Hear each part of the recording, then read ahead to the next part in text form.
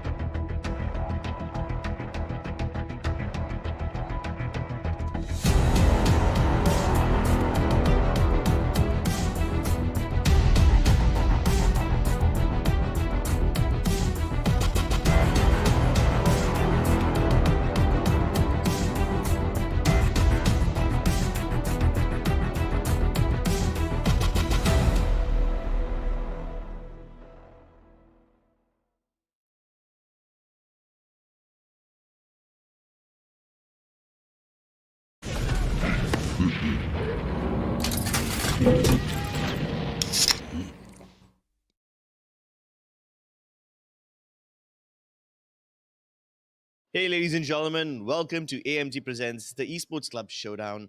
Today, we are here to witness the lower bracket finale of this penultimate tournament. This is honestly one of the best things that could have happened to us, and there's been so many entertaining matches all throughout the last week and the week before that. And now, as we are approaching the last few stages of the tournament, this is the penultimate match of the tournament. I mean, the lower bracket finals between Alter Ego and Louvre could be very well a boss battle in itself. This is as good as it gets, and this could have very well been the final battle too. But in the finals, we have Paper X waiting for one of these teams. Let's see which one of them will join Paper X in the grand finals. Oh, yeah, absolutely. And considering that both of these teams have had a long break, I'm sure that they've worked on their mistakes, they've gone over their awards, corrected for their errors. And I think especially Louvre, because they had some work to be done on the Icebox map, which I believe you were having a conversation earlier, and you mentioned that Hmm. Velocity managed to counter-strat the side of Louvre completely. So that is something that Louvre could have probably corrected by now. And hopefully they are on better terms on that if they're picking Icebox up against the side of Alter Ego. Speaking of Alter Ego, though, I mean, their matches against Paper X, well, let's not cut any corners here. Let's not mince words. It wasn't pretty. I mean, Paper X, they completely destroyed the side of Alter Ego, gave them a spanking and a half. Something to remember, but it's something that they would have learned and grown from. I believe. I mean, they've Hmm. had days to look over those wards as well. They've had their time to practice, and hopefully they can put some of that in effect when they go up against Louvre today. Yeah, you know what? Because we're speaking about things retrospectively, let's just take a look at the brackets and see which team has performed well or whether they have not performed well.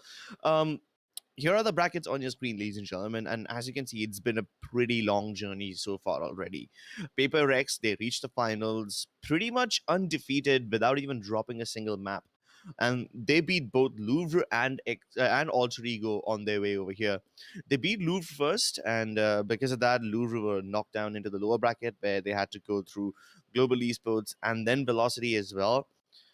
Alter Ego, on the other hand, their wounds are quite fresh. Their defeat was quite recent, so they haven't Mhm. had a single match in the lower bracket so far, and this will be their first and last lower bracket match.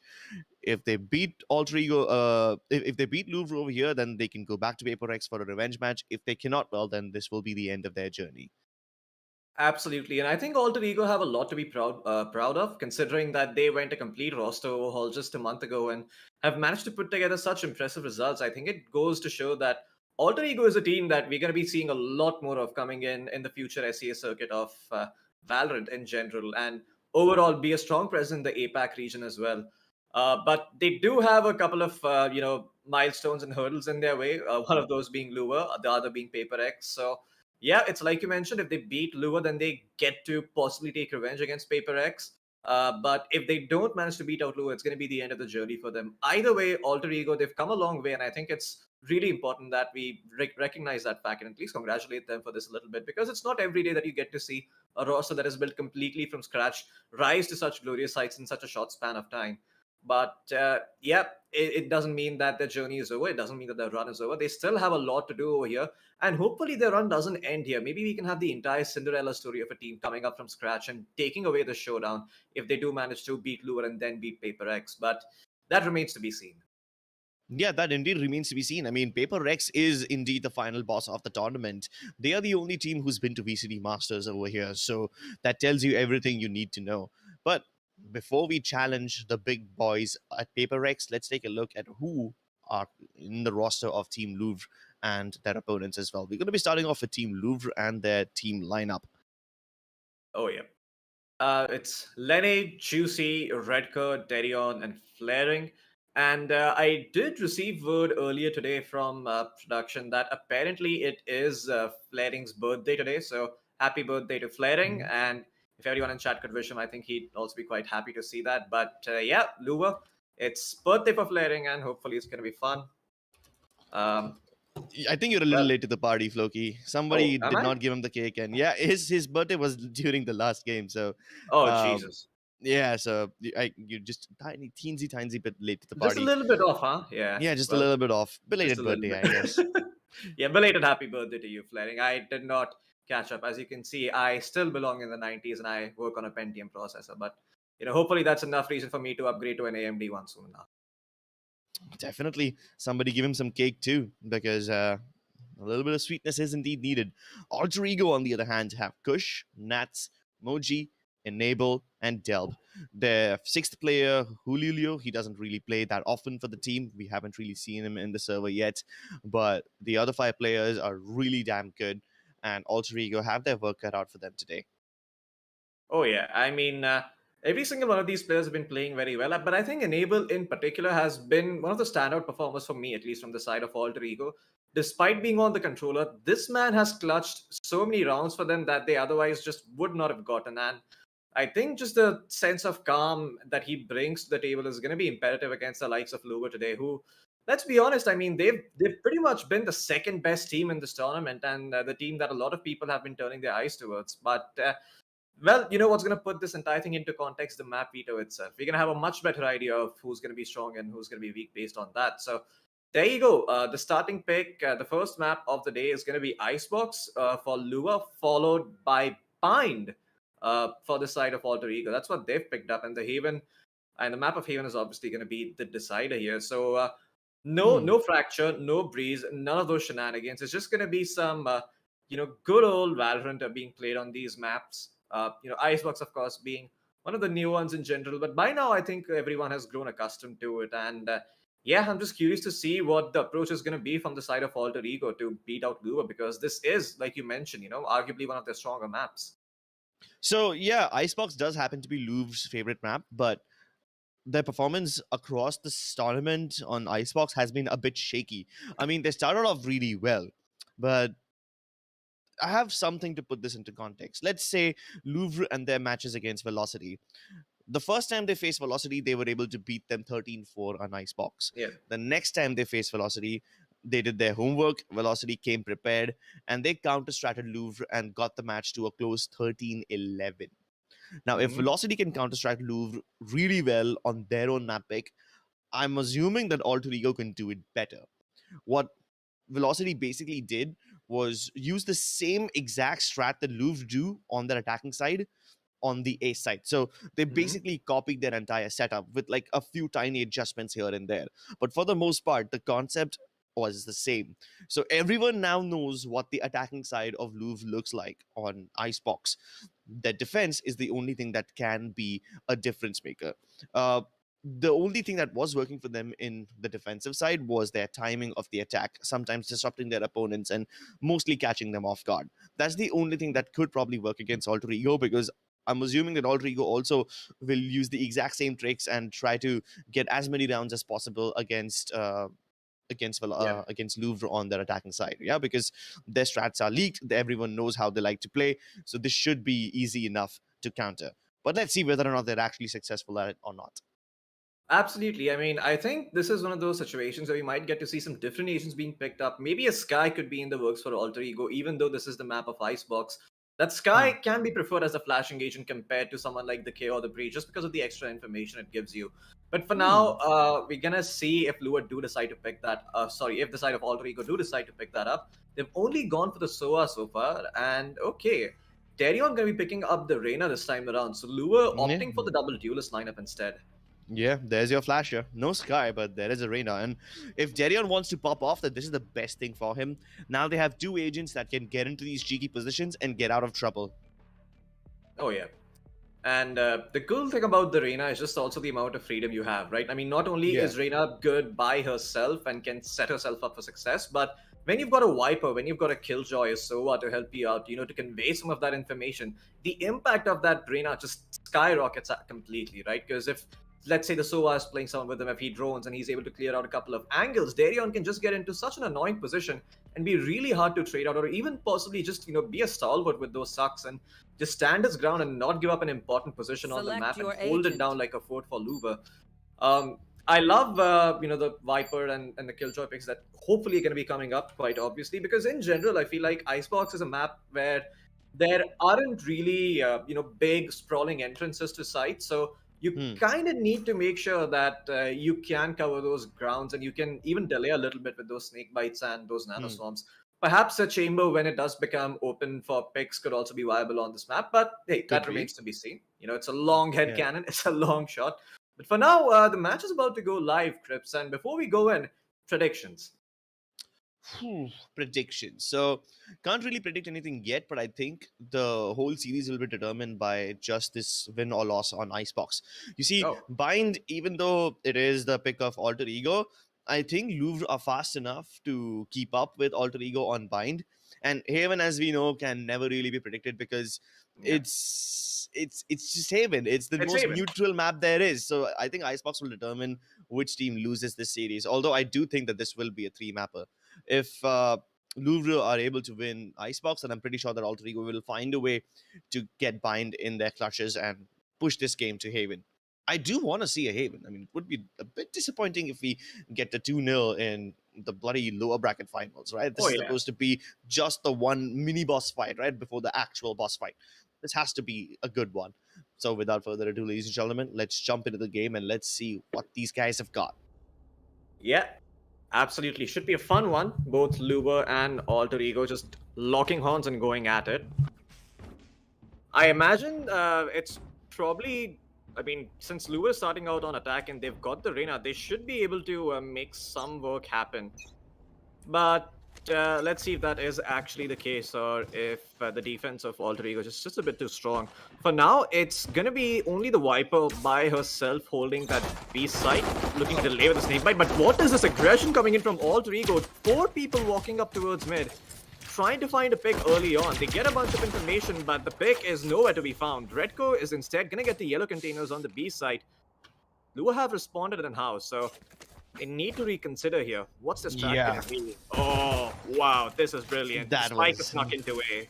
Exactly. So after the defenders decided to push out mid, they knew that the only response would be to come in from B oranges, and that's why the attacking Killjoy had to go ahead over there and sell that fake.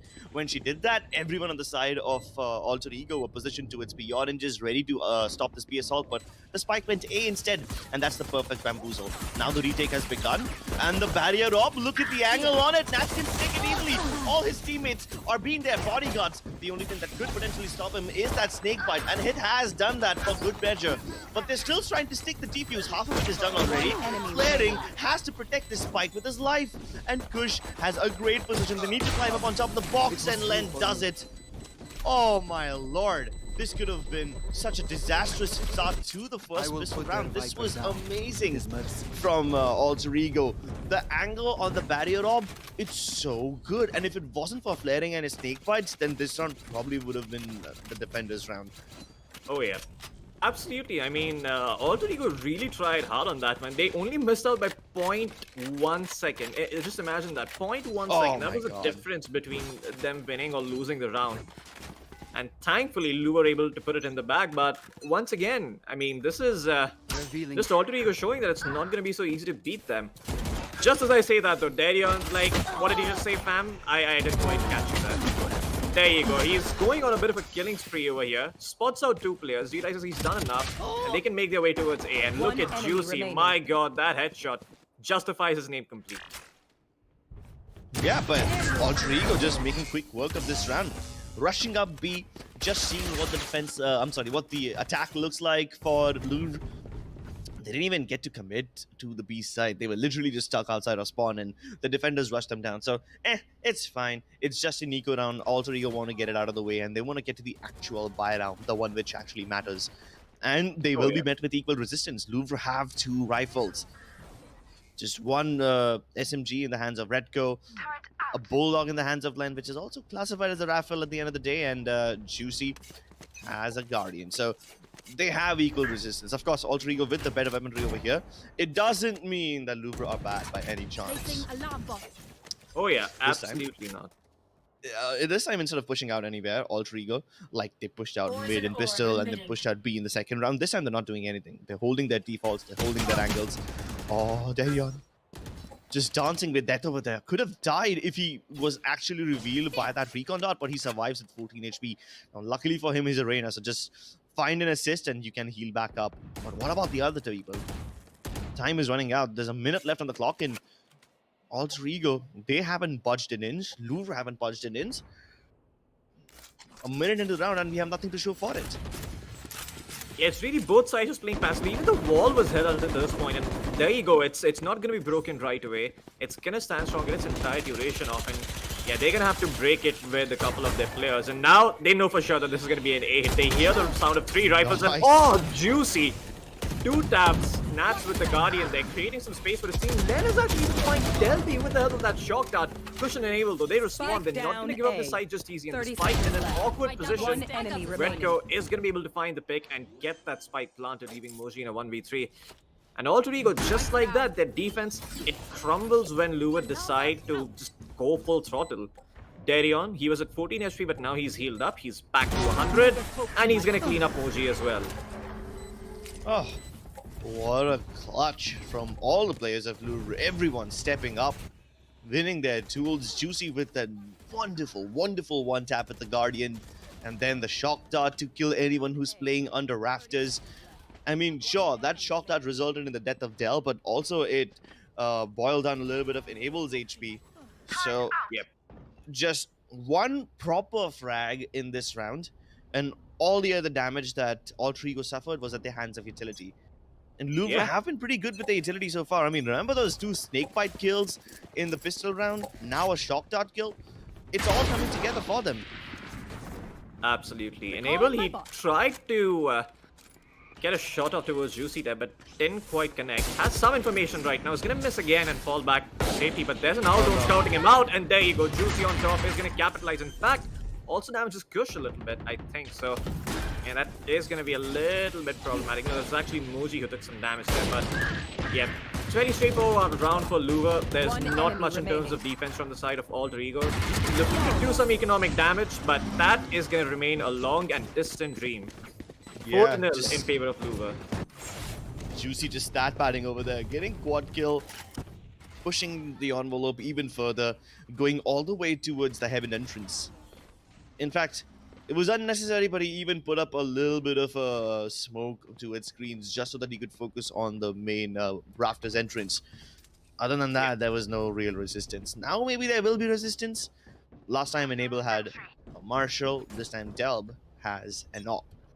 And he's posting it on B, which is unfortunately the place where Louvre have decided to go. So they will be met with the giant gun right at the start. The Lear, it forces Delb back. They know exactly where he is, and now repositioning that op will be a bit difficult because yellow control is already lost. And while they're focusing on B, look at Redco. He killed 2 people on the A side, so this is a massive fake. It doesn't matter if Redco dies over here. The defense has already crumbled. This spike plant will come through for absolutely free. Oh yeah, and well, they have managed to deal some damage over to Flaring, but it's nothing. It's just a drop in the bucket here. And everyone else from the side of Alter Ego, or at least what's left of them, I mean, they can try and go for this retake, but there's just so much utility still remaining. You've got the snake bites, you've got the shock darts, there's the Hunter's Fury as well for good measure. And guess what? Juicy, he's making sure they don't get away with anything too cheeky, but he's gonna get double peaked there. So Alter Ego still managed to get one in the bag, but Darion is still standing strong. Holding his ground. Moji with the 4K though takes out Flaring. Does he know where Len is? No, he has to go in for the defuse. The shock dart's gonna come through. Moji still doesn't know where the shock dart's coming from. By the time he realizes it's just a bit too late, and Len, he's gonna give up his life, but that's okay. Money on Louvre, not an issue. Yo, but this was such an expensive round. Moji, how is he allowed to get 4 kills? This round was supposed to be done and dusted. It was a 2 versus 4 before the spike even went down on the ground. And somehow Moji was able to just clean all of them up, one of them being a Reyna. Of course, the Reyna can heal up, and imagine you're winning just dry peak duels against her. That's very, very interesting. And the moment the round, the place where this round crumbled was Redco and his 2 kills on the A side. He was just holding that angle next to the boxes and waiting for them to push out. As soon as Alter Ego push out, they died, and that's what happens this time around as well. Terion, Len, both of them getting kills. There was a shock dart kill too. How does that even happen? How do you get a shock dart kill this early into the round? That too on pipes. Oh, Moji, well, he's good for 1, but that's all he's good for. It's gonna get quickly traded out there by Flaring, and now in a 4v2. 1 enemy This remaining. is definitely not Alter Ego's round to win. And I have to mention something, you know, Alter Ego, it looked like to them that Louvre were gonna do that same strong A hit again, but Louvre, they've adapted. They've understood that their A hit is starting to get a little bit countered. Everyone knows about it, so they're not gonna use that same weapon twice. And Len, yeah, he's not gonna see the owl, but he does hear Kush, so... Excuse me? Yeah, that was a little weird. I'm not too Very sure. weird. Yeah, I mean, he had a perfect opportunity there to get the kill, but just ended up making some noise and yeah, ends up biting the dust there. I think he got a bit desperate considering the owl drone was about to run out of its timer, and you know the opposing Sova was about to come back into his regular form.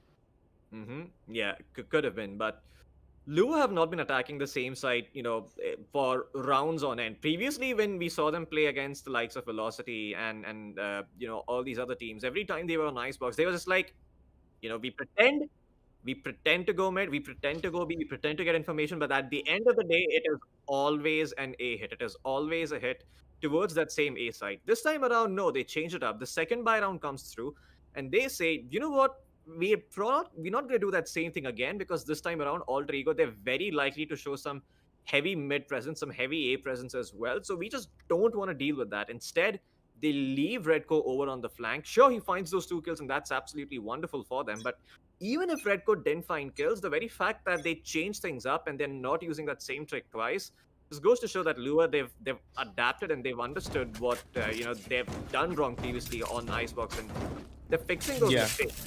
Yeah, All of exactly. Though, it's high time for them to start putting up some rounds.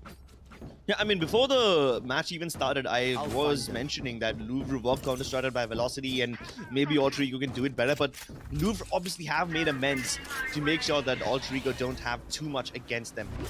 They don't want to give them even an inch because they know Alter Ego are capable of taking away a mile if even an inch is offered to them. Now, once again, Louvre moving towards the B side, but the Killjoy is still on A. Both the Sovas using the Hunter's Fury. It's a battle of laser beams, and it's Kush who's the more accurate one.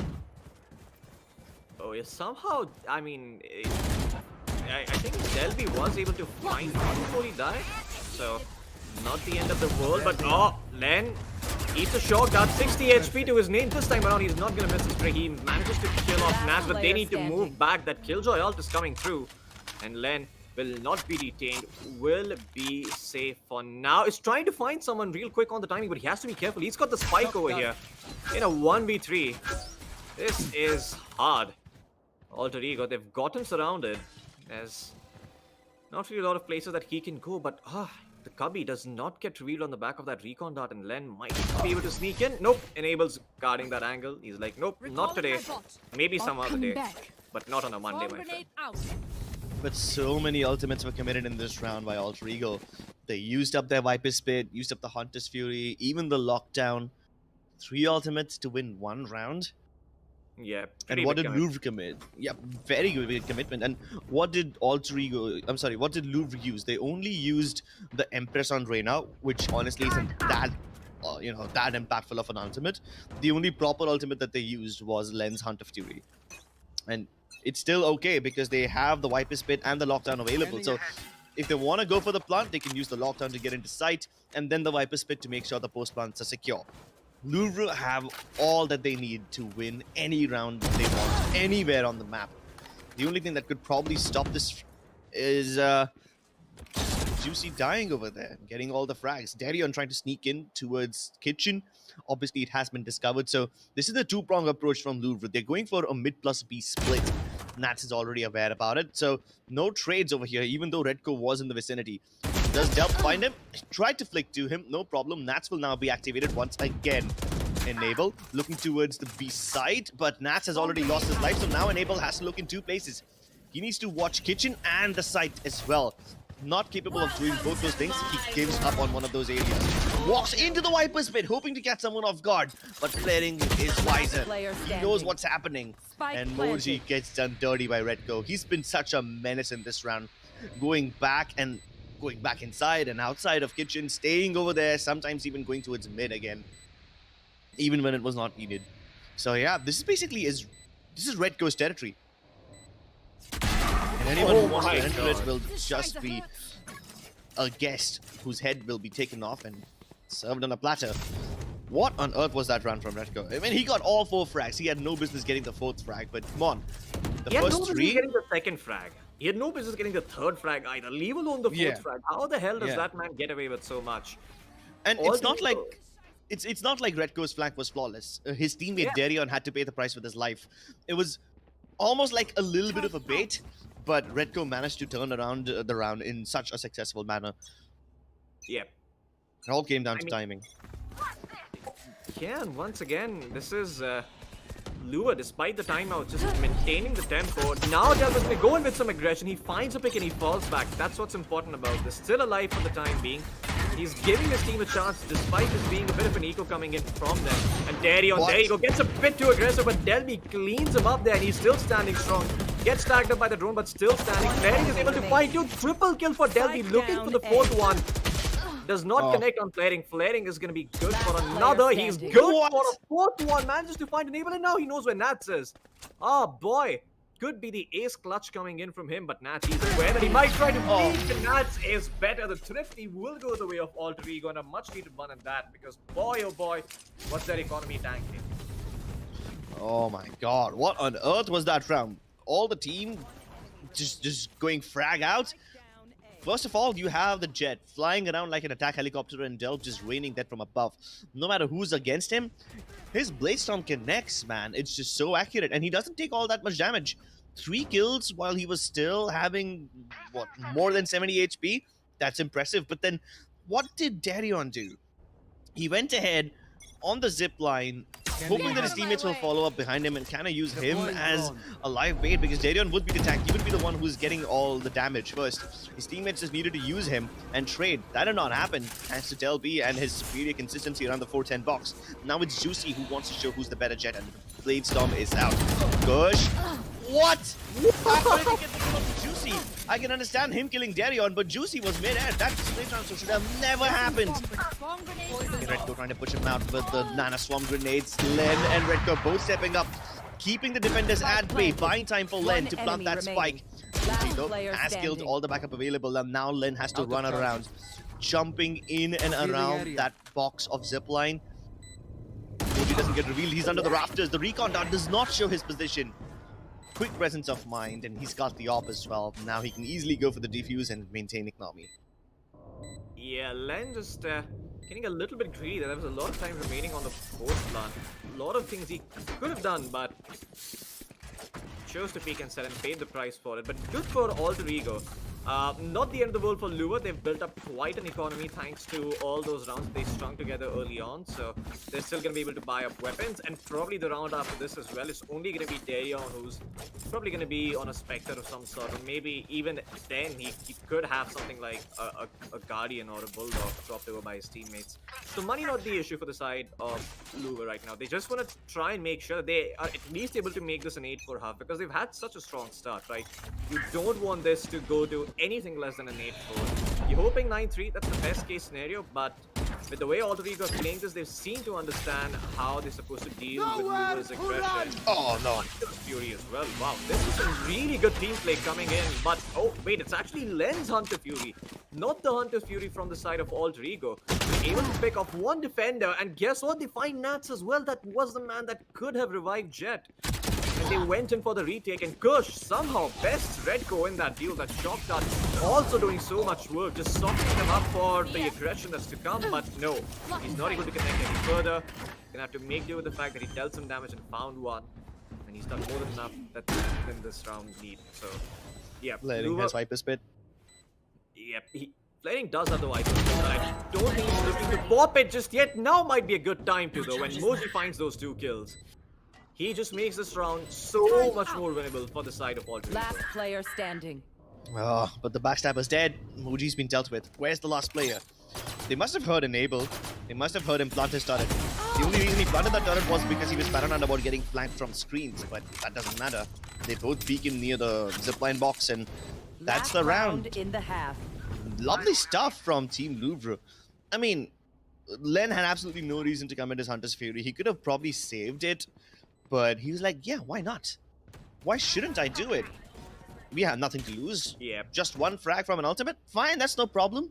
You get one towards B, the other one was picked off towards mid, and then they were like, sure, we have 2 picks in 2 different parts. Let's just go A. We have a higher chance of winning over there. I actually thought of the Hunter's Fury coming in from the side of Alter Ego there, because it looked like he was trying to combo with the Viper Spit and cover the exit towards back to the attacking spawn instead. But this time around, the Hunter's Fury is going to come through, tags up a bunch of players, and guess what? Kush, he's done a lot of work in this round. 2 players taken off the board from the side of Louvre. Final round, they're looking to make this 8-4, but Redco still has plans to put it back. Does a decent amount of damage, but can't really finish off the job. But Len, he snuck into sight. He's gone away undetected over here. He could line up so many kills. He's gonna find 1.5 seconds as well. No, he cannot. Nats was there to shut him down. It's gonna be an 8-4 half that the side of Alter Ego wanted. I like the fact that Louvre left the risky strat up until the last round. I mean, they're like, yeah, we have 8 rounds. Why not we just try the risky one? Mid plus B has always been a risky strat for every team. And I used to say that Indian teams can't really do it, but now that I realize, hey, this is a common problem, none of the teams can do it, no matter where they are from or which region they represent. This strat has always had some or the other holes, and Alter Ego was just unfortunately positioned quite heavily towards mid this time around. Their boiler presence was great, even though if you can cover it with the toxin screen, still you have to deal with the players inside of kitchen and the halls, which is not able to do that. Nats maintained high ground advantage. He was able to get all the frags and get all the angles too. Yeah, sure, use the Skilljoy teammate as bait, but no problem over there. Let's go into the second half, ladies and gentlemen. It's Louvre on defense this time around, and they're already trying to bait Alter Ego into fighting this one. Making noise, trying to pretend like they're capturing the ultimate orb. Oh yeah. And Alter Ego don't call their bluff. Yeah, they've completely bought this one, and they've got such strong presence towards B that they're walking straight into a trap here. Flaring, he's gonna clear out the drone, even though he's been spotted himself. There's a shock dart coming through. Moji is so low already, and Nats, he's just gonna die to the nanoswarm with the snake bite at this point. He falls. The spike not even planted for the side of Alter Ego, and now they've given up all sort of map control. The Jet is holding the mid push. He's making sure that no one can really come in and go back towards A. Oh, no. And Redco and Darion, they just line up heads. They've managed to found Delby and Moji. This round is turned on its head. And Alter Ego, well, sure as hell hope they don't play blackjack, because that was a bluff and a half that the side of Louvre got away with. I know, right? Just messing around with their minds. They make so much noise on the A side, making Alter Ego believe that there's like 3 players over there at minimum. They move towards the B side and voila. Here are the 3 players once again. It's like Louvre on an icebox tour, on a world tour of sorts. Like, just moving around, forcing Alter Ego to walk into their traps, and they were so successful. The moment they tried to tap the spike, snakebite was thrown. Any person who was standing over there had to either tank the damage or just stop planting. And of course, the latter is not an option that they have. This time, Alter Ego trying to go towards mid. It's being heavily defended by Redco inside of the tubes, and there's no way anyone can trade him out. They all move in one by one, feeding into him. And now he's just that much closer to his ultimate. Spike down, Oh, attacker yeah. spawn. And there you go. Juicy's even found a neighbor. That's a spike down over here. And Kush, he's still waiting for the B push. I mean, don't blame him. You know, it's an eco round. He's just trying to be sneaky and punish any mistakes that Lua might make. But guess what? Lua, they aren't making any. They've made a lot of points, though. And Kush will be good for one. But Redco is like, nah, just sit the hell down, bro. That's all you're gonna get. 10 to 4 now, and Lua just looking to close this one out. First buy round, and Alter Ego are already in such murky waters that, yeah, it's gonna take a lot for them to come back here. I don't know, man. A lot of alligators just lurking around in those murky waters. You gotta be really careful every time you take a step in that. Yeah. Could be a log, could be a gator, Could be Darion. could be Darion. Could be Redco actually, because he's pinned the one. Yeah, he's actually the taking out all more those deadly. kills. Yeah, he's actually the deadlier one in this game. I like this use of the cloudburst by Delb. Instead of using the dash, he just used up the cloudburst so that he could, move up towards that higher ground area. That's not bad. It's not like he's gonna have use of cloudburst anytime later in the round. He can always dash back. There's toss and clean. They're just waiting for it to move. Of course, they can use the barrier orb and go for the plant right away, but they don't want to be vulnerable in all this Down, B. They wait for it to move, and the patience does pay off. Except it's Flaring and Darion, who are even more patient. And the moment the toxin screens go down, everyone else goes down. Everyone dies. A flurry of frags in just a couple of seconds. Yeah, even teabags there a little bit towards the end, really feeling himself there. He's just letting Alter Ego know who's boss. Love to see it. Louvre. I mean, they're dishing it out to Alter Ego, who themselves were sort of, dishing it out after what happened to them against Paper X. I still remember they were just so happy when they found those kills. Everyone was just like, yeah, we beat Paper X one round, guys. We got this. But Darion's like, well, right back at you, homie. How do you like that? Take flight. Yet another round where Spike Alter Ego don't down have A. money. And it seems like Louvre will most likely get to map point. Yeah, they spotted out the spike as well, thanks to that early pickup. So, wow, what the hell just happened here from the side of Alter Ego?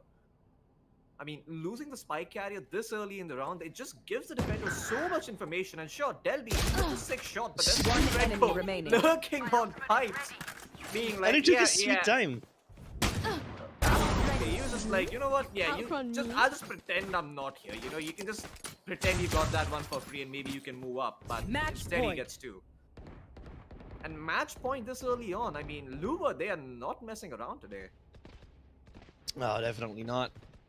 Last round off the map, potentially. Juicy already has the AWP and the Blade Storm. There's a lockdown available on Redco in case something goes wrong. Of course, Kush can counter it with his Hunter's Fury, but maybe they can just use the lockdown to bait out the Hunter's Fury because it can be used for post-spawn situations. So there's a lot of things that could go on for Louvre over here, and so many layers to their strategies. Yep. And just wanted to say, it's only been like 25 minutes since the game started. So this is one fast game coming out from the side of Louvre. Darion for the Empress looking to pop off, but that is going to remain a distant dream as Delby trades him out. Len is there though to make sure that his sacrifice does not go in vain. I mean, the fact that Darion could stop them that early on just means that now Alter Ego, well, they're damned if they do and they're damned if they don't because they can't go back towards mid. That's being watched by the Killjoy and the Viper. And Spike Juicy, down well, A. his operator's also singing. That's gonna get found. Enable's there for the trade, but man, oh man, it's hard for them to enemy pull together anything at this point. And Len, on 1 HP, takes them down. All the Viper had to do was connect one bullet and unable to do so, leaving Enable in a 1v3. But it is good old Enable, you know, this man can pull out those clutches when needed, but how is he gonna isolate these three frags? Well, first one, but there is Redco. Defenders win. Get the final one, a 13-4 scoreline. Lua, they woke up and they chose violence. Yeah, and they chose risk. Their appetite for it was huge. Take a look at this. This particular poison cloud that Len walked through, it boiled his HP down to 1.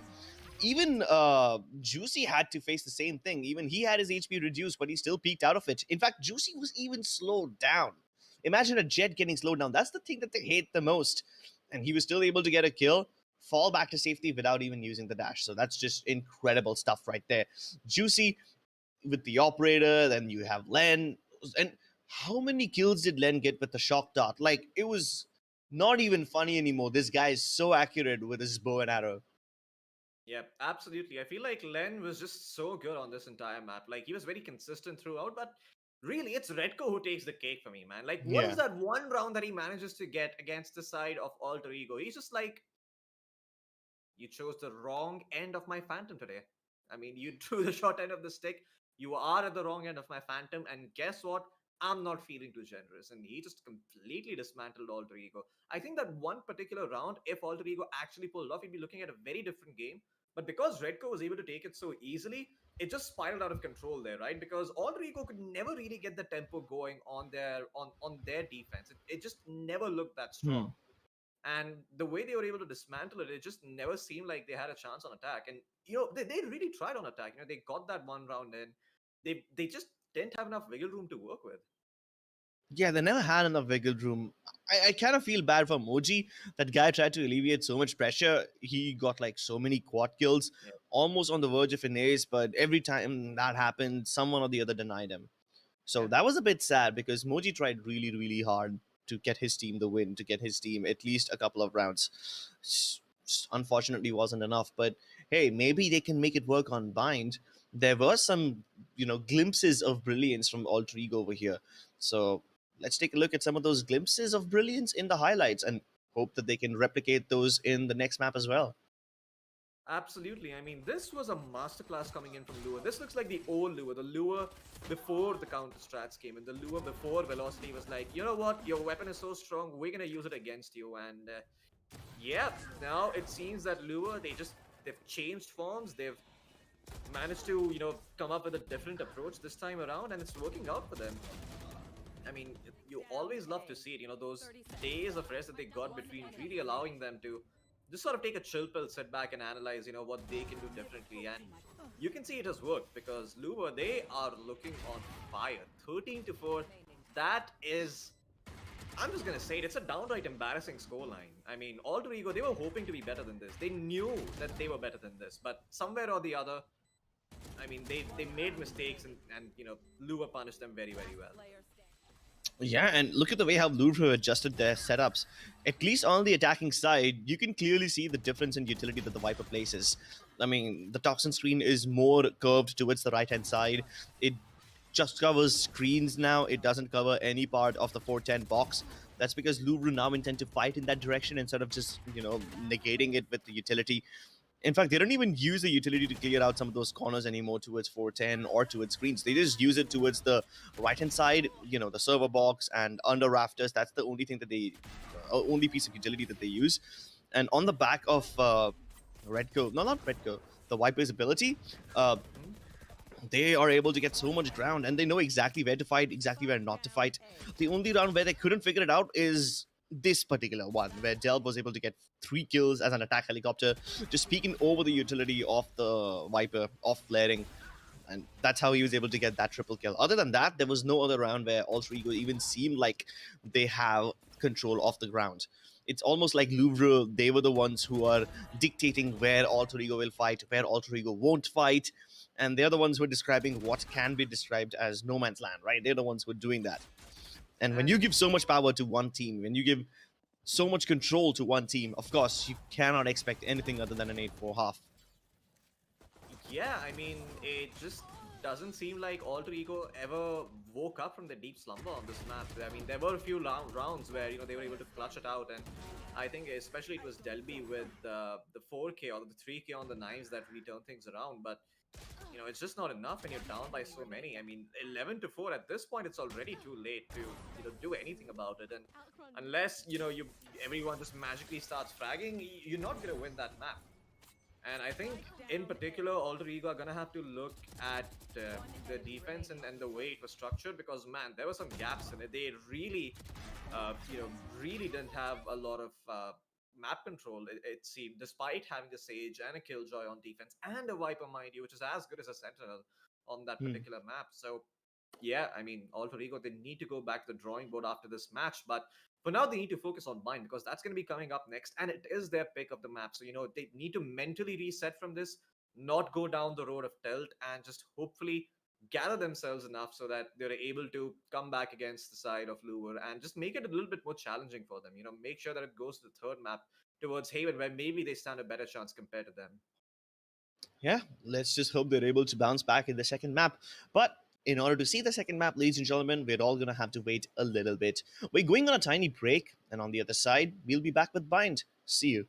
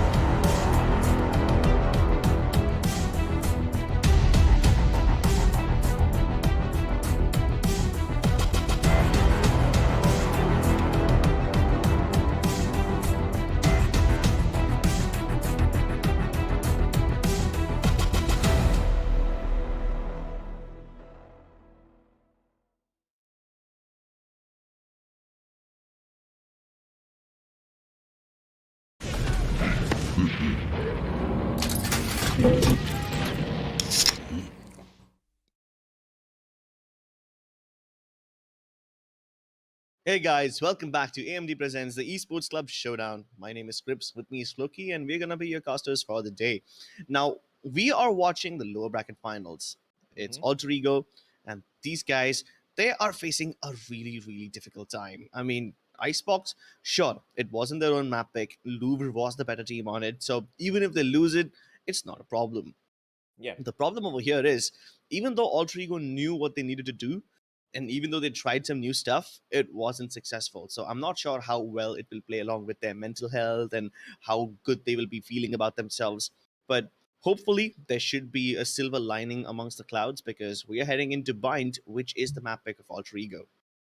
Yep, absolutely. I mean, Alter Ego should be having a better time on this map compared to Icebox. Icebox definitely a lot more strategical. With Bind, it's like no mid, what the heck, just go straight to site. So yeah, it's one of those maps where there is more room for individual skill to shine, and hopefully that is where the side of Alter Ego are able to best the side of Lure, right? I mean, they definitely seem to be the kind of players that love taking those aim duels and aren't really afraid to play up in their enemies' faces as we've seen before. But Lua, they just haven't given them those sort of opportunities. I mean, even when they have had those opportunities, they've just been so sneaky about it. It's always been Red Core, someone or the other from the side of Lua trading each other out and making sure that no kill that is given away is in vain, and it always results in something or the other for the side of Lua. So maybe Alter Ego are going to be hard pressed to do so on a map like Bind, but definitely there is room for a lot of aggression on a map like Bind. You can be a little bit aggressive towards B gardens. You can play hookah. You can play bathrooms. Lots of stuff that you can do even as the defenders to make the enemy team a little bit uncomfortable and take away some map control from them. So we'd see what it is that Alter Ego decide to do.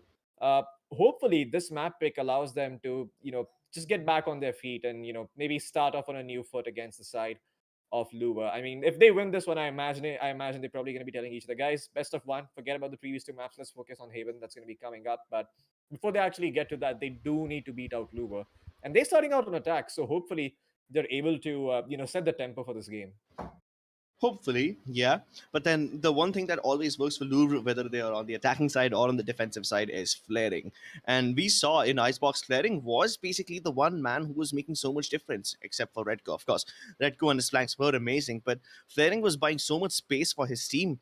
His utility made sure that all the players of Alter Ego have to either play to his whims and fancies, or they have to give up a site and just wait for the retake, which gave enough space for Louvre to do their shenanigans. So if they can somehow find a way to deal with Flaring's utility, of course, Viper can be a very annoying agent in buying to deal with. If Mm-hmm. Alter Ego pick up, if Louvre pick up the Viper once again, I think this would be difficult. Definitely, Flaring has been a really, really potent Viper player, but this time around he's gone for the Astra instead. They've opted to, go for some of those more raw, aggressive picks. Darion's going to be playing the Jet this time around. It's actually Juicy who picks up the race. So, yeah, they definitely seem to be playing it a lot more aggressively. Um, can be having a bit of a lobby remake. I think there was an issue there, so we're going to quickly fix that and come right back. But yeah, from Hmm. the picks, it does seem that they're going to be changing things up.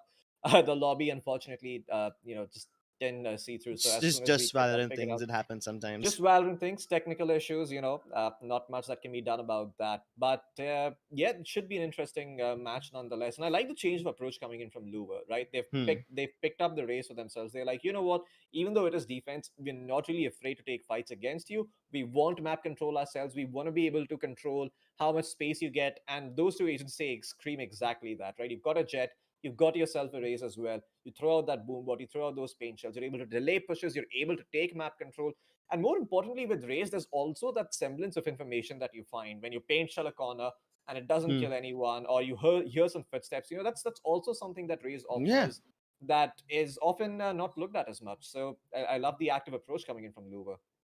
Yeah, and for the most part, Jet has been the default go-to character for literally every map. Hmm. Bind is one of those maps where Raze really shines. So I Yeah, think this could be a good time to pull out the Raze, of course, because you can counter flash and dash, you can counter all the Jet angles to some extent, because obviously you've seen all those angles so many times. But Raze, on the other hand, even if you find a way to counter, the Raze always has a way to either make you fall back using her utility or get out of the dangerous situations herself using the satchel. Obviously, not as cleanly as the Jet, but yeah, one of the few maps where we can actually see the Rays shine, and I hope I get to see some explosive action. absolutely. I mean, that showstopper is always fun to watch when it comes out. It's a big gun that goes boom, and maybe it finds multiple plays. Maybe it just finds one, but it's always fun to see that go off. The question is Alter Ego going to go for the same approach, right? Are they also going to pick up the Rays and the Jet, or are they going to go for something different? This is fortunately Hmm. one of those maps that while you don't particularly need a Jet, you can go for a Reyna. Hmm. You can maybe throw in a curveball, go for something like a Reyna Rays combo, because Reyna essentially the same as Jet on this map, except you've got the dismiss, which is only available after kills. You can't dash away after getting information, so maybe a bit more risky, but then definitely also a lot more potential to just hold her ground compared to someone like the Jet, who likes to be a bit more elusive and likes to fight from different angles compared to Reyna, who can just be a tank if needed and be like, you know what, you gotta Yeah. pass through me if you want to get into this site. Yeah, I mean, Bind has so much versatility. You can go for a double duelist, you can go for double controller, maybe even a double initiator. I haven't seen too many people go for more than one Sentinel, but hey, that happens sometimes when people pick up the Sage and the Killjoy at the same time. So Yeah. it's not frowned upon by any stretch of the imagination. Sometimes teams mix things up and go for the double controller and the dual initiator with only one duelist. So the permutations and combinations over here are limitless. And of course, Bind is one of those maps that allows you to be a lot more flexible that way. I think what the whole map is going to boil down to is usage of utility and how much utility you have left towards the later stages of the round. Let's say on defense, if uh, since Alter Ego are going to be starting on the attacking side, if they manage to bait out the utility of Louvre by faking a push or by making sure that they commit everything right at the start, then Louvre will have nothing left to defend when Alter Ego actually attack the side. When it's not a fake, when they are committing to it. If that kind of stuff happens, then it will just boil down to aim battles, which I think Alter Ego can still win. The only reason Louvre was able to win their aim duels last time around was because they were being set up for success with lens, shock darts, and flaring's Viper utility. Let's see if that happens this time around, as we're going to be jumping into the agent selection once again. Yep, there you go. And Alter Ego gonna switch things up. They're gonna pick up the double controller setup like you've mentioned. Instead of opting for a Sentinel, they've just gone for a lot of utility that just straight up prevents the side of Lua from walking into a site, right? You've Yeah. only got two sides to cover. When you have an Astra or Viper, that becomes a very tall order. Throw in a Sova, throw in a Raze in there, and you've got enough utility to cover the downtime when needed. But this could be an interesting approach. You know, this is one of my favorite things to do on a map like Pine, is to pick up the Breach. It just has so many options available. You know, and it's definitely an agent that can end up doing a lot of work. And Redco's going to pick that up. There you Like, go. it was hovering for the Reyna, but it's going to be the Breach instead. Something that really helps you combat those smokes with those flashes and whatnot, and actually create openings for yourself by clearing out areas. Yeah, so to sum it up, it's a double duelist for both these teams. Both of them have a Raze and the Jet.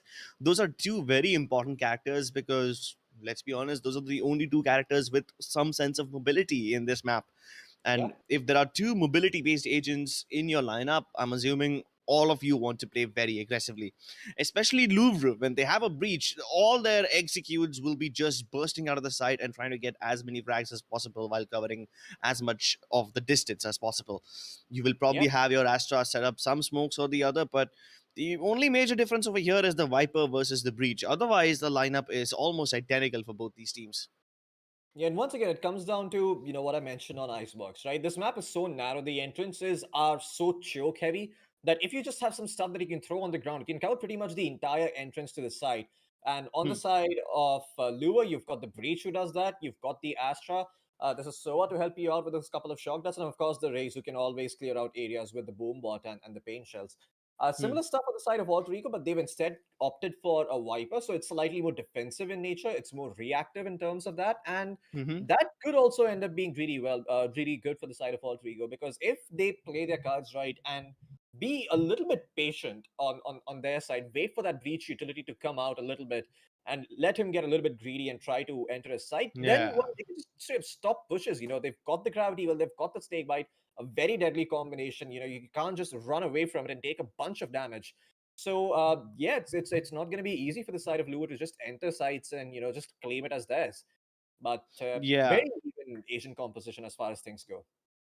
Yeah, I mean, I agree with one of the points you said over there. If they bait out the flashes from Redco, that would be a game changer. Then Redco has almost nothing to work with. The fault line, sure, it can be useful in a lot of situations, but you need to be in predetermined lineups to do that. Yeah. So that's one thing. If you bait out the flashes, that's Alter Ego making sure that Louvre don't have one of the strongest abilities in the game. But at the same time, you also mentioned that they have to play reactively, right? Because they have a Viper, so Alter Ego need to be a bit more patient. If they are too patient, then Louvre will once again take map control like they were doing in Icebox. If Alter Ego do not be patient, if they try to fight on their own terms, well, they will need to somehow be wary of the counter aggression from Louvre because they don't have a lot of agents that can stop counter aggression. Right? That's what Alter Ego is all about. They can play reactively, but they're starting out on attack first, so the other ones who need to make the move. Although I do Yeah. believe the Louvre on their defense can be just as aggressive when necessary, it's still Mhm. the ball is in Alter Ego's court. Absolutely. But given the amount of information that they can gather between the Sova and the Race, I do imagine that Lua are going to be a lot more active on their defense. This is not a game Hmm. where they just sit passively and wait for the enemy team Yeah. to come to them. Yeah. And, you know, we're going to be seeing the Jet and Raze do that all the time. So the question is going to be about whether you go in for those quick executes or do you try and punish that aggression coming in from the side of Lua, right? Because Hmm. on the one hand, when you've got a Viper, a Sova, and an Astra, you can just be like, you know what? We're going to cover every angle imaginable. We're going to check every corner possible with a utility. And guess what? You're just not going to get the map control you need to work this one out. But we'll see if that approach actually works. Nats, some early information on the back of that boom bot. And there you go with the boom bot being deployed in turn. He now knows exactly what agent is holding towards hookup. Kush even spots someone out towards B gun, so they know that there's going to be a Jet and a Raze holding on. Good paint exchange between the two, Raze versus Raze, but it's Juicy who wins the duel. So that's a nice opening pick by Juicy. He can fall back. Moji's the only person towards the A side. Everyone else on Alter Ego moving towards B.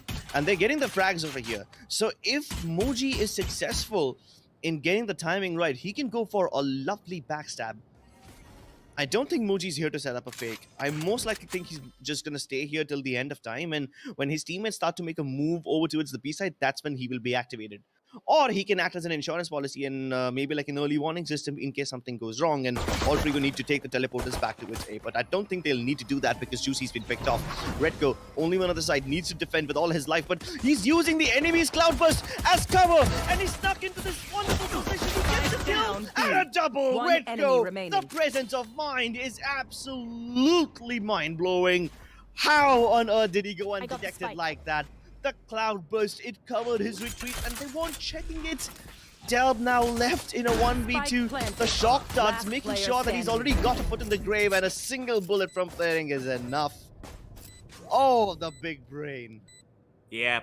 I mean, Redco not only bringing the brawn with the breach, but also the brain, like you mentioned, didn't use a single piece of utility there, just his mind. That was more than enough, and Lua start off strong on the map of mines, just like they needed to. They're off to a great start, and look at that, he hasn't even popped the fault line once. It's not even yellow, you know, usually when you use it once, it shows up as yellow because it signifies that you've used it once. But he didn't even use it a single time, he's just like, nah. We don't need that stuff, I'm gonna save it for the upcoming buyout instead, and there you go. The breach is going to buy up the Spectre. Judge in the hands of Juicy to probably hold down that hookup position. And boy, oh boy, if Alter Ego do not check their corners, they are going to run into Juicy with that Judge, who's going to shut them all down. Well, it's only Nats in the meantime who's going in that direction. So maybe Juicy doesn't get all that he's looking for. But Darion holding down B Gardens could be really annoying to deal with. There's also a star plays in that general area, so he can give up that location to fall back if need be. Darion in a one-handed angle of sorts. They're One looking down. for the angle on him, and he doesn't fall back. He wants to go even further on the back of that gravity well. Spike Well, that's the down, confidence B. that you get when you One know that enemy your Astra is remaining. covering you, when you know that you've got the superior weaponry. So it's just a cleanup round at this point. Moji, as always, being the lurk for the team. His lurk wasn't very successful in the last round. I don't think it will pay off any dividends in this round either. Oh, it does. He gets at least one kill on Oh, he Juicy, got a but ding. yeah, just a consolation frag at this point. And he's got the Judge, so he can't pick up any long-range duels. Ah, Len boy. just spamming in through. As soon as he jumps into the teleporter, Len is ready with the Ares, just Oh, yeah. putting down a wall of lead in his general direction. Yeah, great stuff coming out from Louvre once again. They minimize their losses, only losing the Rays, who had bought up a Judge, so, you know, no harm, no foul there. He can probably just buy it up again if he wants to hold down Hookah, or, well, he can opt for the Sheriff instead, save up money for the first buy round that comes through. Alter Ego, though, they've got rifles across the board, and now is the time to start doing some work. They don't have a breach in their lineup, so their offense is maybe perhaps a little bit harder to pull off, but they can still pull it off on the back of the Sova and the Rays. Although we'll see if they're able to have the impact that is necessary. Recon dart coming in from Sova. Juicy, quick to take it out and keeps Deo in that position. So this Yeah. is Juicy just trying to bait for his team, just throwing a punch Yeah. into the game, being like, I'm all by myself. Yeah, and he's also taking very risky peeks over here. He's trying to get all the attention towards himself, but the drone checks out Darion nonetheless. Yeah, so that's the bait failing. No problem, was not supposed to be that great of a round for them anyway. They still have the bonus weapons, just the Sheriffs, Inspectors, and Alter Ego have the Phantoms and Vandals. So all they're looking to do is just economic damage because Louvre are aware that they can buy in the next round, right? Yeah. And they've only And left Juicy- Juicy over here, so it's not like he can defend. He's just gonna hold, wait for some overextension, and wait for his teammates to come in from Hookah. Now they come pouring in, and it's gonna be up to Enable to stop them.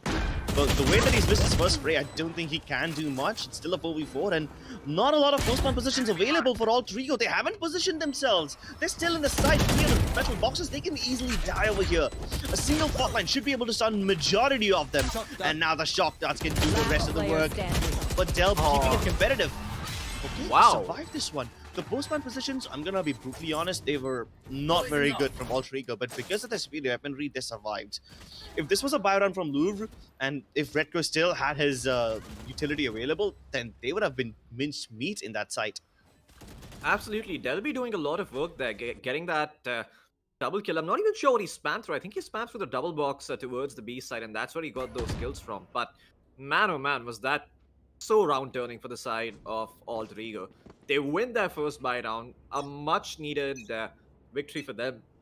But now is when the side of Louvre start getting serious. They've got our weapons themselves. It's only going to be enabled playing up with the Spectre. And there's also an no, it's actually Juicy with the judge there, who's the only one who doesn't really have a guy. But Darion, first shot misses, goes for the second one, does not connect. The Hunter's Fury is actually going to be able to find Moji. In the meantime, Len is able to find two. What the hell? There's Len to get the trade, but Darion is still on the side, misses the second shot with the operator, but Len is there to get the trade. Man, oh man, Len just shuts them all down. And he's found Enable as well. 4k for Len, not even close. Oh, the dominance from Len. We knew this would happen the moment the buy round came around. Even if Juicy was, I'm sorry, not Juicy, even if Darion was not able to hit the shots with the operator, it's completely fine. They were worried about the op. Well, Len has something even bigger. He's got a goddamn laser cannon. And no way you can dodge that in the Nano Corridors. Len just so good with not just the Hunter's Fury, but even all the remaining utility. The moment Darion failed his second shot, Len immediately followed up, so that was just pure gun skill and trading. And after that, he knew that he had tagged up the Astra in the form of Enable inside that Nebula, so he knew where to peek, he knew where Enable would come from. The head glitch angle, always prepared for it. And Len was able to shut down Enable the moment his hair was visible through that smoke. Yeah, that's how good he was. He was just pre-firing every corner. Out of my way. Now, once again, Alter Ego on a little bit of an eco. Just sheriffs and pistols across the board. They know they're coming towards the bathroom area as well. So, all the nebulas from flaring, the shock darts from Len, all of that is just to keep them at bay. But now that flaring is done, there's a pain chill on top of him, so he needs to somehow get out of there. He does get the kill onto at least one player, but U-Haul control is already lost. Somehow, Len went undetected in that region, even though Nats was behind him. How did Nats get there? I have absolutely no idea. He was not supposed to go there in the first place, and now Len stepping up once again. A quad in the previous, triple now. Possibly a fourth one, but Enable makes it even worse. Both the players not very healthy. Len, thinking he's still in U-Hauls, is trying to stick it, and he might just be successful. Pros do not fake, and Enable doesn't bite the bait. No, he even runs out of bullets! Are you serious? How does Len pull it off? He makes them look absolutely stupid. Oh man, he just made a jump out of the side of Alter Ego there. Len with the big brain plays, just never faking. And guess what? That Hunter's Fury is just 1 point away from being up again, Crips. This man just does not know when to stop. He's like a fire truck, does not wait for those red lights. So, you know that toxin screen, it was a little curved, right? That's how Len went undetected. That's how Nats got into U-Haul without even realizing Len was present right behind him. And then Len decides to pop out at the right moment. Just when Alter Ego think they're safe, he pulls off the blanket of security and just leaves them out there in the open, naked and cold and afraid, and now they're stunned as well. Oh, the beautiful combination of utility from Louvre, just so immaculate. Man, oh man, Redcoat just on point with his aim and with his utility today. Delby gets spotted. That's the operator being discovered, and now the jig is up. Where does he go? Nowhere. That was his opportunity to find a pick. Now he's pretty much gonna have to play for trades, and it's not gonna be easy for him. Well, they seem like they might get some A-shot control here, but there are some stars in that general direction. The Cosmic Divide comes through the gravity well to slow them down over here. And Flaring, he's trying to spam, but he's not really connecting on anything just yet. They will give up the side. They respect the utility and the ultimates coming out from the side of Alter Ego. Because guess what? They've got a big bad breach with the Rolling Thunder at the ready to retake. Oh, let's go! And the Hunter's Fury! This will leave them stunned and vulnerable. Louvre trying to fight back against the Viper's Pit. And for the most part, they were successful with the utility, but the frags just don't go their way. Delph still swinging, and Moji won't do that anymore. No, the absolute worst position for a drone, but somehow Redco is still there. Oh my god, this round was so fast. So many ultimates being popped. First of all, the Cosmic Divide and the Viper's Pit to get Alter Ego into the site. And then the moment the Rolling Thunder was popped, Hunter's Fury followed on the back of it. Len thought that he could probably kill the Spike Planter with that Hunter's Fury. And of course, Redco's ultimate leaves everyone stunned and dazed. So that was their opportunity, right? Somehow Del was able to get a I couple of mean, kills and still keep things rolling in the favor of Louvre. It's just that unfortunately the trades don't go in their favor. Yeah, I mean, it just seems like that every single time. Oh, wait, was that an intentional missed dash coming in? Maybe it was because Juicy just found 2 kills and he's like, I'm gonna pick up your weight too, buddy. Gets 2 kills, quickly backs off, looking towards Nats, who's managed to get in towards Hookah, and guess what? He will check in with those paint shells. And the spam comes through. Juicy just so aware. My oh my. Alter Ego, they only got that one frag on the jet now. And it's down to a nail. Oh! Through the smoke. My goodness, who needs eyes when you've got spidey senses like that? Not enough to tell by flaring was though. Although this was a very inconsequential round with Alter Ego being on an eco and Louvre just picking up eco frags, some of those frags were just really stylish to look at, right? I mean, the double kill from Juicy first, followed by the spam and then enable. How do you pull off stuff like that? Yeah, just such a stylish round, even though overall storyline wise this was not even important. But yeah, style points, sure. Gotta get them headshots, gotta get them rewind materials. Oh yeah. And I think in one of the interviews that Hellfighter actually had, he mentioned about how SEA teams are just not afraid of taking straight up aim duels. And I think this is really ringing true over here because you look at the way these guys have been playing. They are not afraid at all, especially Louvre. They're going out and they're seeking those fights, especially on Juicy and Darion. They've always been up in their faces.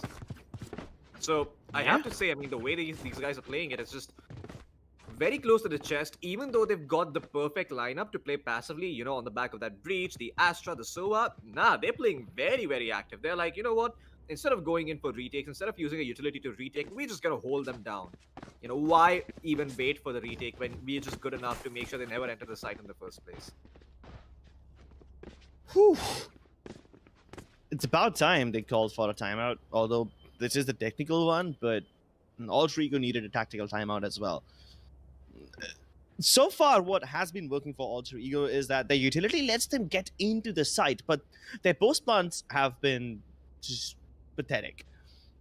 Yep. Take a look at the case in example, third round number 3. The one round which they were able to win. Why did they win it? It's because they had superior weaponry and Louvre were on a bonus round of sorts, so they didn't have the weaponry.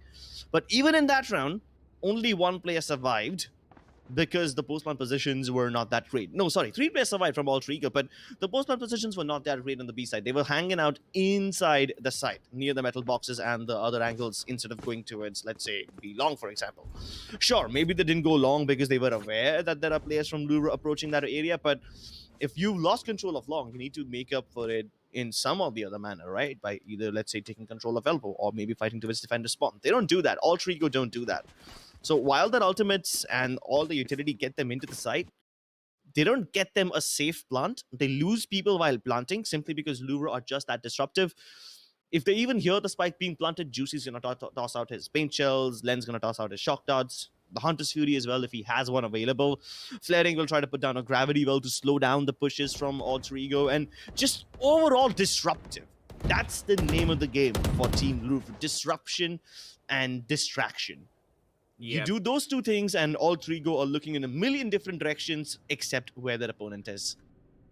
I mean, I have this theory on defense that is yet to be really tested. You know, I mean, it's just something that I headcanon right off the bat. But I actually think that the more stuff that you have, you can throw on the ground and just disrupt the spike plant, the better your chances of winning on defense. It's literally that. It's literally nothing else. I feel like you pick up every agent that does that, and on defense, even though those agents might not be good on the map, just by sheer virtue of being able to disrupt plants and prevent plants from coming through, you can win those rounds.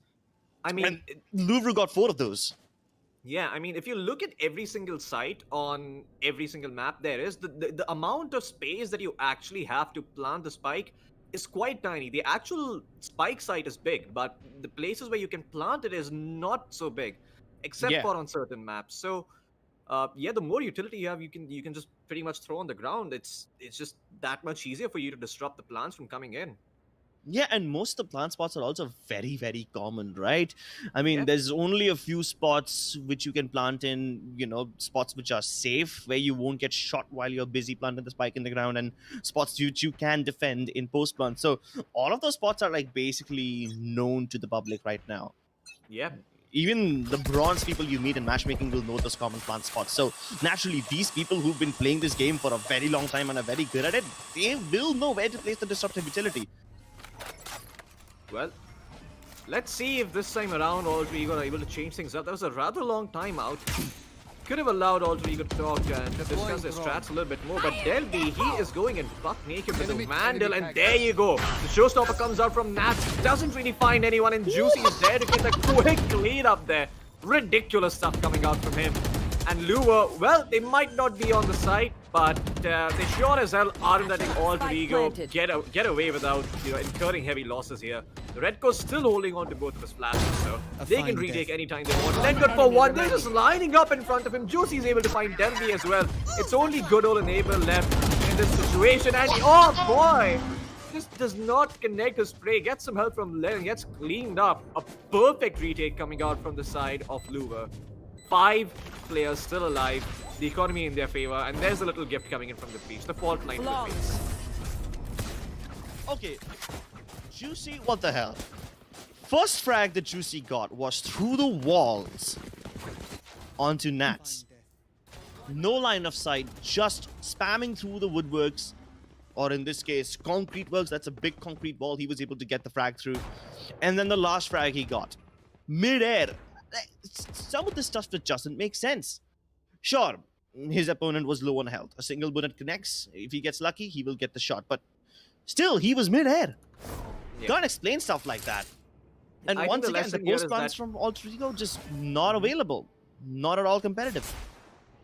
Yeah, the big lesson being here that every night before you go to bed, you pray to RNGs and just hope you get the perfect spray. Well, Darion makes his own luck as he finds Kush there with the operator, does not get the flick on the second, and Delby gets to clean up with the Bulldog. But Juicy is there to hold on to his position. Can't even pick up the operator if needed. Oh, look at that! Dry peaks Delby, cleans him up. Not something that they were expecting, and it's going to be Redco who picks up the operator now. Looking to be Why not? effective on 2 fronts, with the utility as well as the weapon. Peeks out, spots out Moji, so that's information either the shot missed, and now they should know that this is the only option that the side of Alter Ego have is going towards B. And Len, he's already waiting there with the recon darts and the Hunter's Fury. But he's droning towards long. He won't spot anyone over there. This could result in a wrong call out. Although, just for added security, the breach is moving towards the B side. But now, Nats, he gets stunned mid-air. Oh my god, he got done dirty. The moment his feet landed on the ground, he was already a dead man. And Enable once again left in an impossible clutch. Juicy is just popping off today. What is up with this man? And even Redco, to put down that fault line while Nats was mid-air, and he lands on the same spot, gets stunned the moment his feet touch the ground. He knows he's screwed up. Yep. I'm not sure, but does the fault line even connect if you're in the air, or does it not? I don't know. I've never been caught like that. I thank God I've never been caught like that mid-air, but he still landed on the ground, so... yeah, I mean, he was stunned. You could see there was a nice yellow orb around Nats' face when he got hit in the head with the bullet. And now Darion holding a very aggressive angle. Just, so dirty. Not enough Jet and Race players over here to figure it out. I mean, Krebs being and me just, in general, just being bad at the game, so doesn't matter what I think. But, oh, Moji, he's snuck in over here. He's going to be able to find Darion. That is a huge pick right off the bat. The operator taken off the table here. But guess what? The rest of the weaponry just not as... Oh, no! What? Juicy waiting around with the painters of the boombot in hand and just gets cleaned up. Flaring again. No, what? No, the reload came through. Oh no, he just did not anticipate that to happen. And Redco, he's gonna find Nas. Delby's good enough. Or two. Okay then. Guess Alter Ego is still in this round.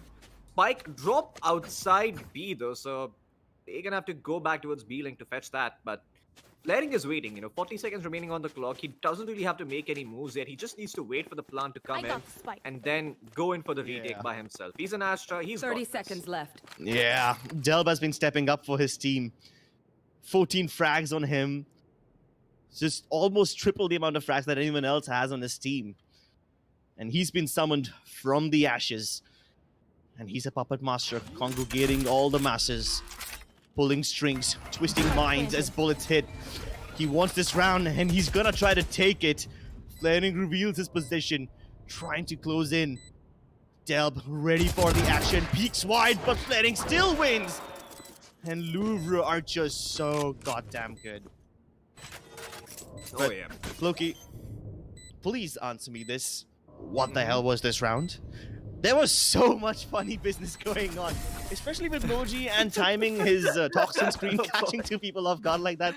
First, he was able to catch Darion, then he was able to catch Nats. He was able to catch Juicy like that. I mean, it's just so funny. Both the players getting caught with their pants down, and then the same thing almost happened with the Astra. I mean, just what? Flaring was using his utility while Moji was shooting at him, and then Moji runs out of bullets. Like, just Yeah. comical stuff all over the place, man. I couldn't tell you even if I tried, Crips. This is just one of those situations where I have no answer whatsoever. It's just Fortune smiling down on Moji for a while and then quickly taking that Fortune away as soon as, they found out that Moji was tucked into that corner. He picked up a Phantom, but okay! My goodness, there's the combination we were waiting for. Paint Shell into Gravity Well, into Fault Line, and Juicy, sure, he's looking down over here, but they're all Spike down falling one A. by one. I mean, this is not looking good. Juicy, what the hell is he doing? Behind him! Oh, he doesn't check his corners, but it doesn't matter. That's just painful to look at. Last Juicy round just before the clowning switch. on the side of Alter Ego right now. Right here. Bruh, Juicy is just having a joyride with his satchels.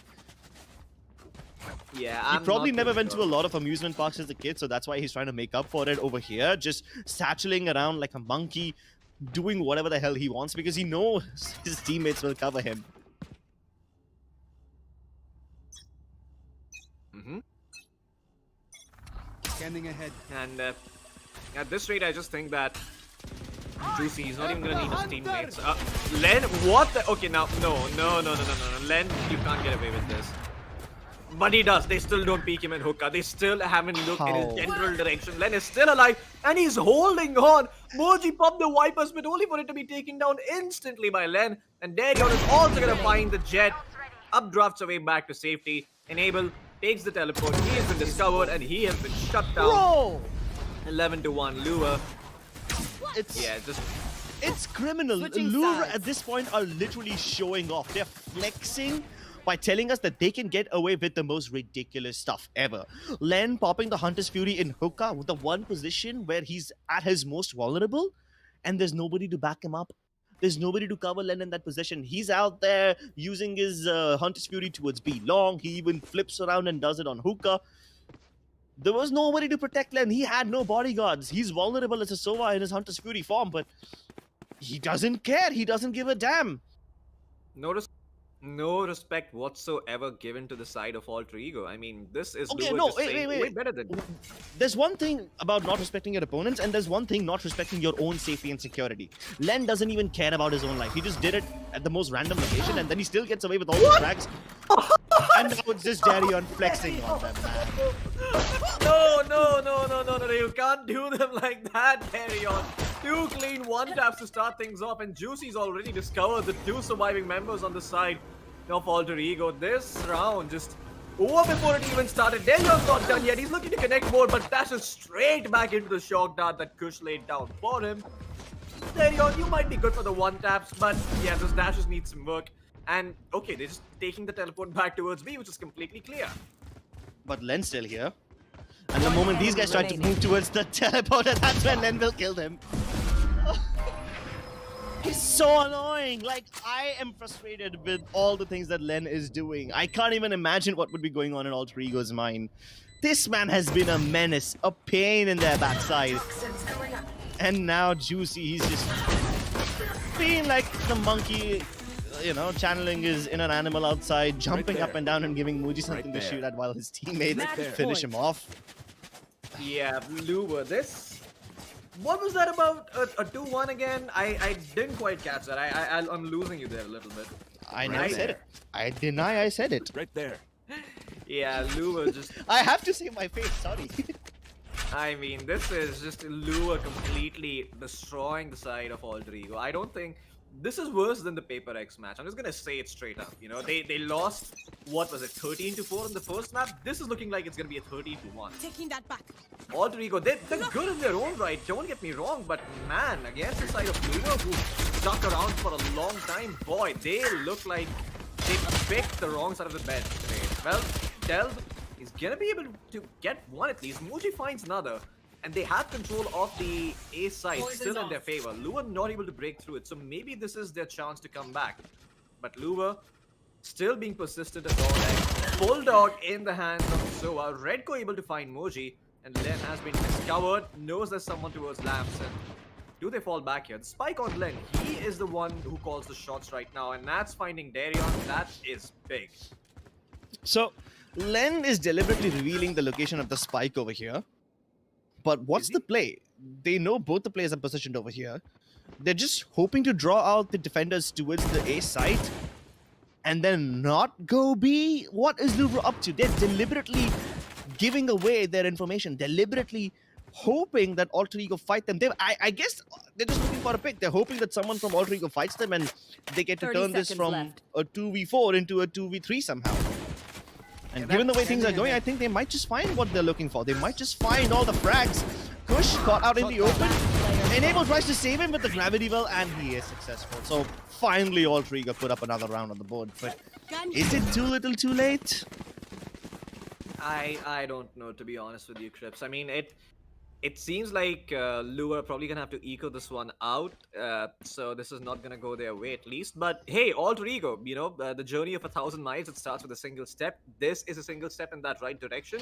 No pressure in this particular round though, because there's gonna be a couple of sheriffs and marshals coming over from the side of Lua. Weapons they probably aren't used to against Alter Ego because they've just been winning every single round outright and picking up those phantoms and vandals like it's nobody's business. And now they are the ones on the back foot here. How do they change things up? This is what's going to be interesting to see from Lua.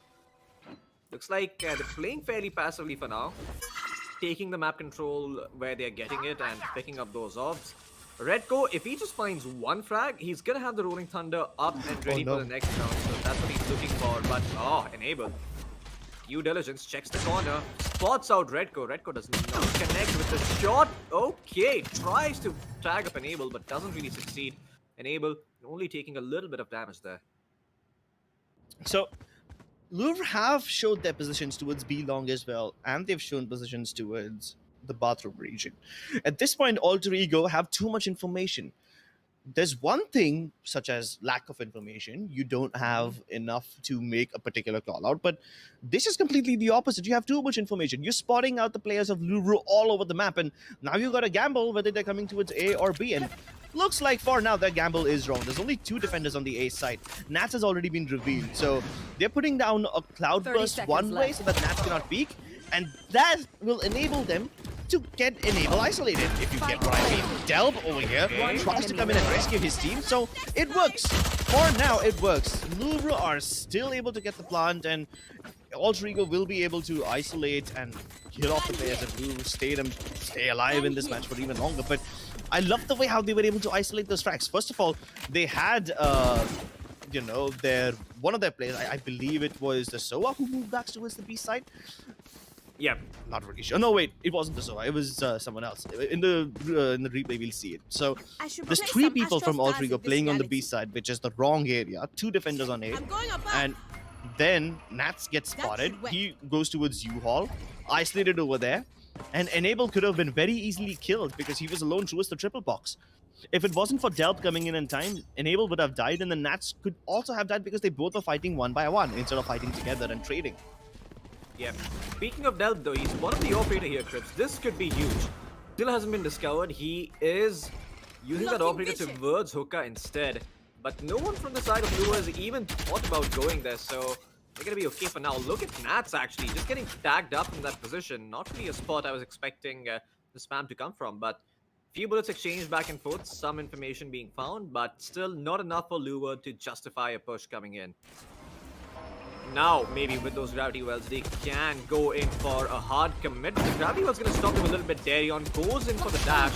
Not really peeking up, but Nats, it's going to be him who shoots him in the back of the head. But Juicy is there to get the trade. 6 points of life. Kush is going to put him down. The recon dot comes through, and Redko, well, he's revealed the fact that there's at least 2 players here. This could be dangerous. Redko, if he gets killed over here, then he has a spike on him, but no. Len is going to be there to pick up those kills and at least allow them to get the plant going. But wait a second, Delby could be big with the peak. Oh, no. No, he gets shot straight in the head by flaring. Somehow still One standing enemy strong, remaining. and there you go. Redko with the patience takes him out. 2v1 now in favor of Louvre. 30 seconds left. Match point. And the Rolling Thunder, just for good Gets measure. slapped. Yeah, I mean, if they find out where Emoji is, I think Flaring will be the first one to Last spot him out. player Flaring standing. dies, and I'm pretty sure Redko has what it takes to pull out the Rolling Thunder now, and Moji Good gets slapped in the face with that Earthquake. Attackers win. Oh yeah. Man, that was hard to watch. Not gonna lie. I mean, it didn't really seem like Louvre had much tough of a time there. It just didn't seem like Louvre were even Aw. sweating at any point. And look at Redco just dancing. He's happy. So cute. Yeah. He's got that lucky plushie by his side. That's the reason behind his strength. That's the reason why they won Icebox as hard as they did. But man, what a performance coming out from Louvre. Alter Ego, this was their own map pick. No. Let me rephrase. What a performance coming out from Louvre. Some of the stuff that they did was downright questionable. Some of those plays that they made were downright bad. But they still worked. Like, how? They are just living in their own world, and Alter Ego are facing a nightmare when they try to go up inside it. How on earth? We'll take a look at some of these rounds when we go into the highlights, okay? Because that one round from Len, he was using the Hunter's Fury and Hoka, that's just criminal. I mean, that's straight up bad plays, but you still get away with it. I have no idea how. How are Alter Ego not able to punish it? It's not like he was being protected. And just on the basis of the utility, Louvre are able to get so much ground. We already mentioned that this is going to be the win condition, and Alter Ego were aware about this, but how, even if Alter Ego were prepared, how will they deal with some of the stuff that Louvre were pulling off? They were sometimes using their own teammates as bait, sometimes putting up some noises in one part of the map, going towards the other, which is also expected, which is fine, to be honest. But then they commit an ultimate towards the one side and then go towards the other one. That kind of stuff is just criminal. You can't deal with brain games like that.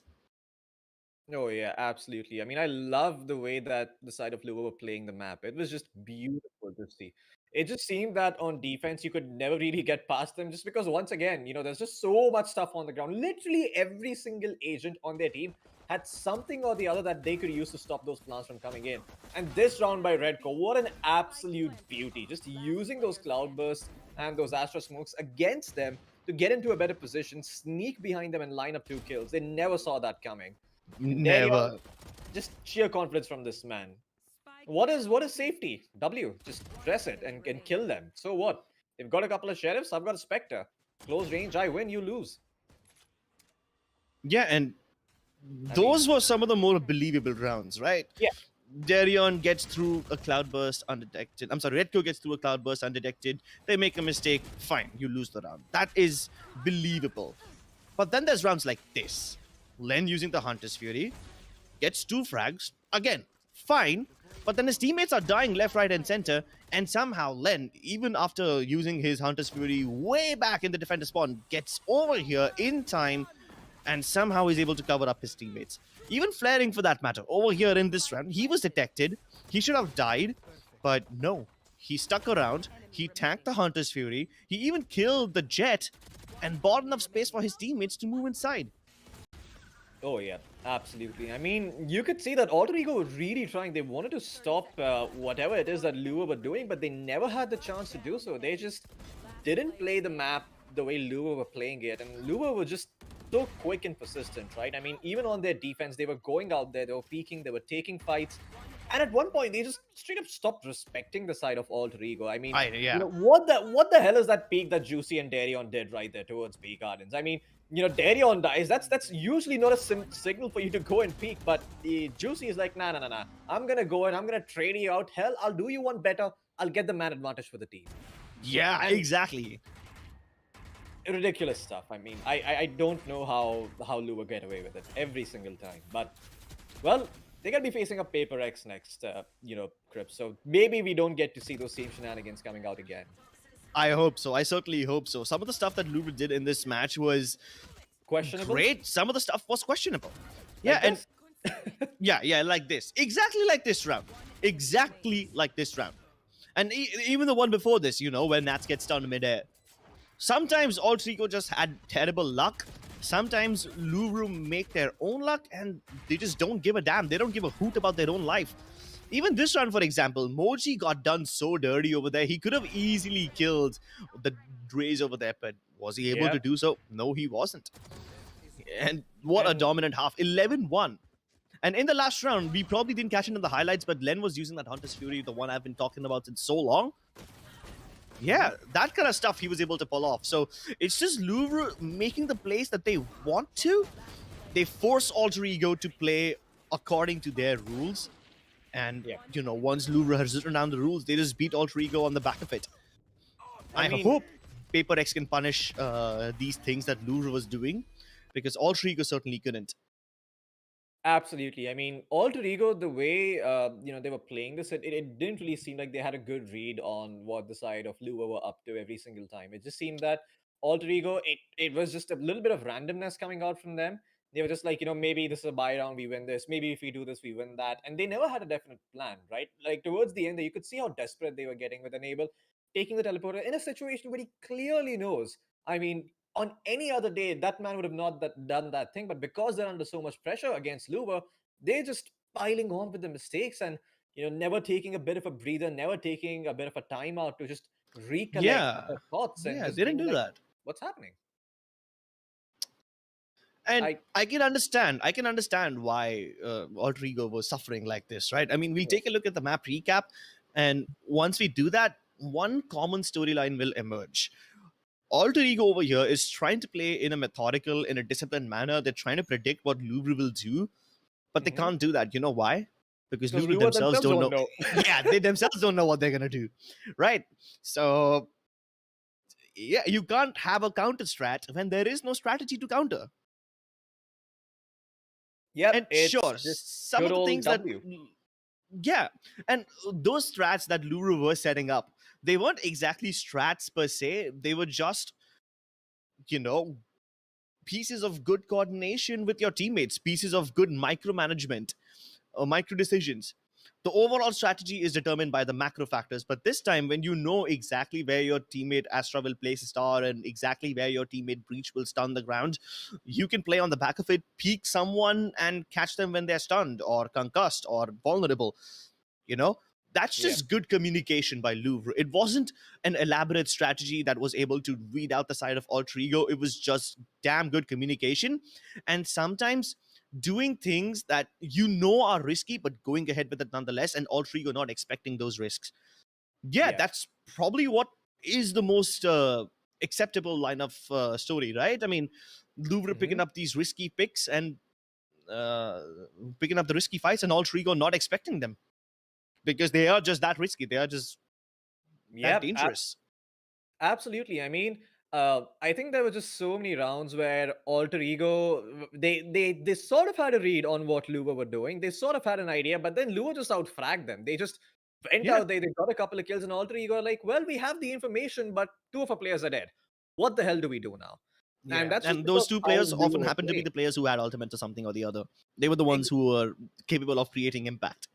Exactly. I mean, there were so many rounds. I remember on Icebox as well, there was one particular round where the Sage died, where she had the res, and she could have res and made it a 5v5 again, but instead went for the peak, got bested, and as a result, the team just never able to come back. One of the bigger things that I noticed about Lua, though, was really the buddy system that they had going on with Hmm. Darion and Susie towards the B site and Len and Redco towards the A. There was just never a single chance that they didn't trade out any kills. There were a couple of rounds where they were able to break through the defense, but that was only on different parts of the map, right? You get a pick towards Bath, there's another pick towards shot, so there is no potential to trade out because those two positions are just so far apart. And it was only those sorts of rounds that Louvre really ended up losing. No other rounds where Louvre actually were ready and there to trade and win this one out. Came down to 1v1s as well a couple of times, but even in those 1v1s, it just seemed that Louvre, they were so much more patient and really just so much more experienced as a roster that they just knew what to do. Yeah, and they force out the mistakes from Alter Ego. But you know what the best part about this map is? About this whole matchup, in fact, not just this map? Now that Louvre are going against Paper X don't know what to expect. Sure, according to the brackets, Paper X have defeated Louvre in the past. But the Louvre that we saw today is something completely different. And I don't think Paper X can prepare to counter stuff like this. Paper X can they can assert their own dominance by doing their own unorthodox shenanigans. Maybe they will force Louvre to play in a more disciplined fashion and then beat them with their superior pacing and their ballsy plays. But Louvre displayed the same thing today, which Paper X displayed against them all the way back in the winners bracket 2.1 match. So yeah, that tells you how Paper X are the final bosses and how Louvre are just trying to replicate the same thing. Yeah, absolutely. I mean, Louvre, they've just been this team that has looked completely different since we saw them a couple of days ago. They've changed things up, they've made up new strats, and even on Bind, it never really looked like they were uncomfortable. It just seemed like they did that on purpose. They left Bind and then knowing that Alter Ego were picking it, and they probably practiced it themselves too. So, yeah, they're just throwing curveballs one after the other. Against Paper X, though, is that same stuff gonna work? Because Paper X, last time, yes, Louvre, they made it very competitive. But this time around, even Paper X have had the opportunity to take a bit of a breather and, more importantly, to watch what Luo has done today. So they are going to be coming in with the upper hand tomorrow. So, yeah, I mean, Luo, they're going to be fighting an uphill battle, but man, this is going to be a story to tell if they manage to beat out Paper X. But we're not going to find that out today, Chris. Yeah, ladies and gentlemen, if you want to find out who is the winner of AMT TEC Showdown, you will have to tune into the same stream, same place tomorrow at the same time. And that's going to be it from our side today. Of course, we have another match from TEC Gauntlet coming up tonight. But for Showdown, this is all we had for you today. The grand finals, that's tomorrow, baby. So make sure that you set your alarm clock, set your timer, and of course, subscribe to this channel and hit the bell icon so that you know when we go live. Well, that's going to be about it from our side. Thank you so much for tuning in, and we'll see you next time.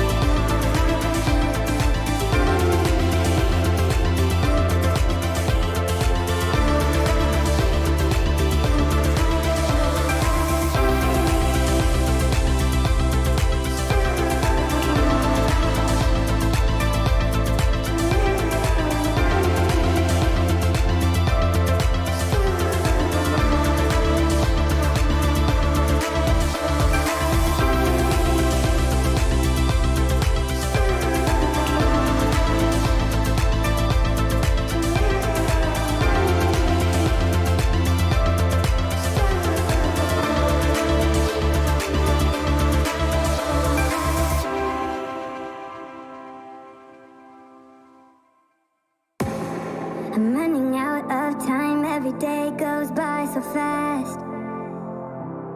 And every moment counts, baby, I don't wanna miss a thing. We can sleep under the stars, we can sleep under the stars, or hang out in hotel bars, driving somewhere in your car. We can sleep under the stars, we can sleep under the stars, under the stars.